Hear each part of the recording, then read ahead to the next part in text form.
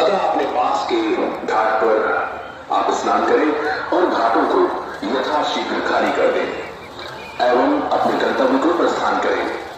घाटों पर ड्यूटीरत पुलिसकर्मियों को निर्देशित किया जाता है कि स्नानार्थियों को शीघ्रता से स्नान करने के लिए अनुरोध कीजिए और अपने घाटों को खाली करा लीजिए ताकि दूसरे श्रद्धालु एवं स्नानार्थी स्नान कर सके।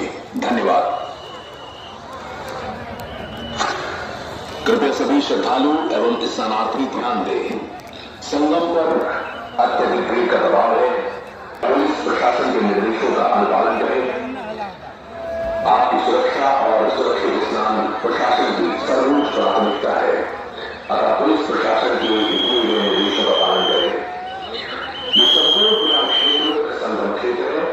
अतः अपने पास के घाट पर आप स्नान करें, घाटों को यथाशीघ्र खाली कर दें एवं अपने गंतव्य को प्रस्थान करें। घाटों पर ड्यूटीरत पुलिसकर्मियों को